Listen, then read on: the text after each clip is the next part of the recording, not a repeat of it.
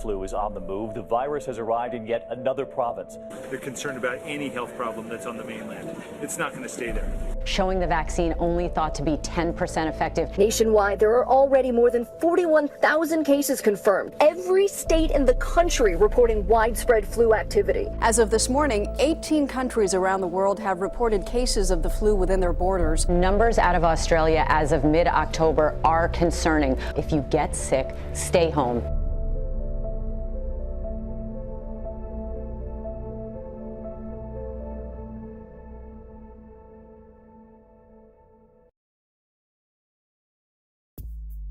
The Persian Empire by John W. Lee. If you're following along with all the history books that I've been getting, specifically the Great Courses, then you'll have noticed that in the Egypt course, there is a little bit of detail with the Persian Empire, seeing as how that the Persian Empire did conquer Egypt, and then later Alexander the Great conquered Persia, and then as a result absorbed Egypt.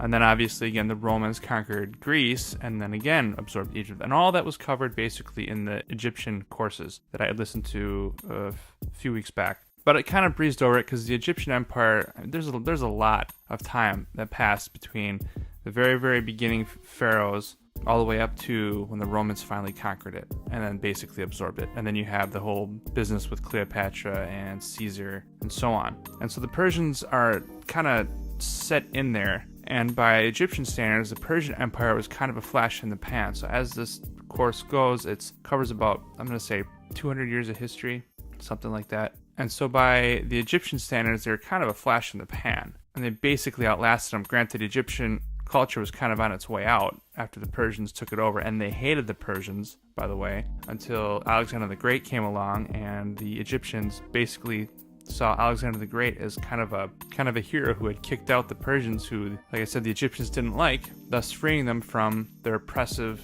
overlords. But I really liked the Egyptian course that I listened to. The problem was that he only had so much time and he had a lot of history to cover. So the Persian Empire almost seemed as though they were kind of like a bump on the way to get to Alexander the Great. Plus, from the Egyptian perspective, the Persians kind of come across as kind of a villain. And like I said, kind of passed over quickly. So I ended up getting the Persian Empire as well, even though it was kind of already technically covered in the history of Egypt. So just keep that in mind if you are following the history books that I've been posting. There will be a little bit repeated, but you're going to get from a different perspective, the Persian side of things. And as before with the Egyptian course, there is going to be a lot of biblical references, seeing as how they do have a fairly large presence in the Bible. Specifically, Ezra, Nehemiah, and the book of Esther also takes place in the Persian court, which is actually one of the rare glimpses of kind of the goings-on inside of the royal court. And one thing I like about this course is that he does go through his various lists of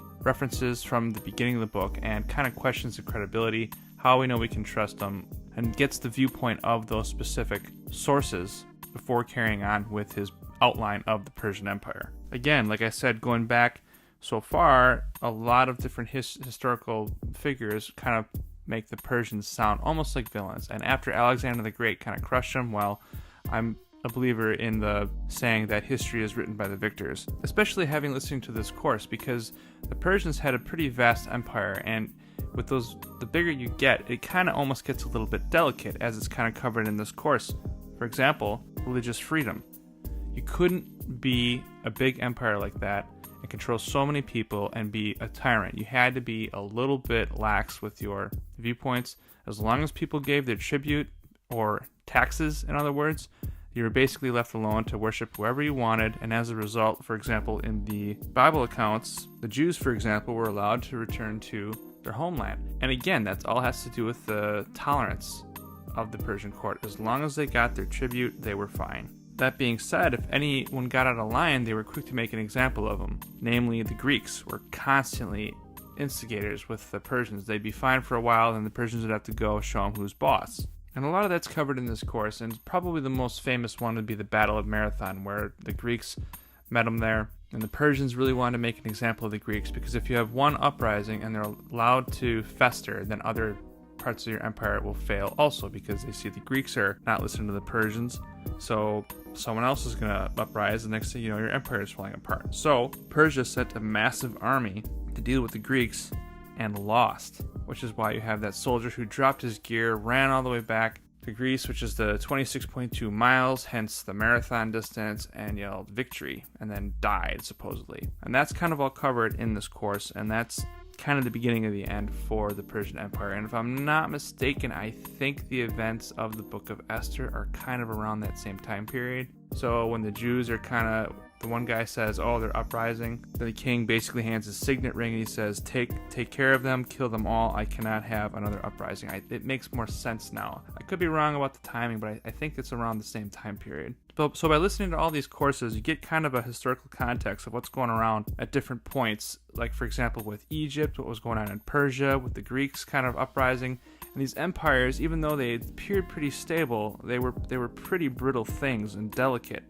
And the tiniest upset could bring the whole thing crashing down. Now, the course isn't all just focused on wars and battles and who beat up who got ticked off, and then went and conquered someone else, and so on. That can get a little bit boring. He actually goes into a lot of detail on the common people in Persia, their daily life, what it was like. Now, if you're living somewhere in the outskirts of the Persian Empire, and then the Greeks conquer you, like say, for example, Alexander the Great comes in, that old thing happens. What was it like for the people on the outskirts?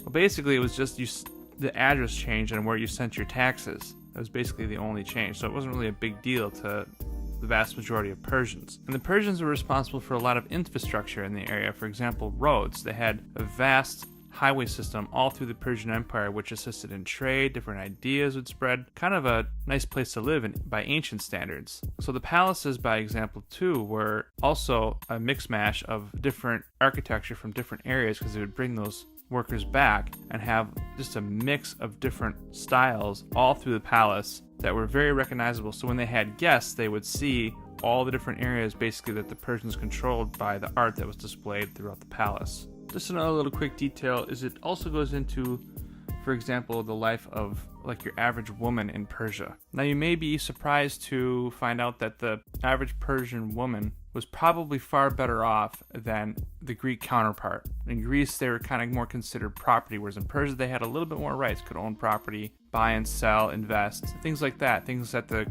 Greek women had no prayer of ever doing. But that's also something that the Egyptian course covered, and I still think if you're going to be a woman in ancient times, you wanted to be Egyptian. For example, there were no queens of Persia that ruled as a queen without a king.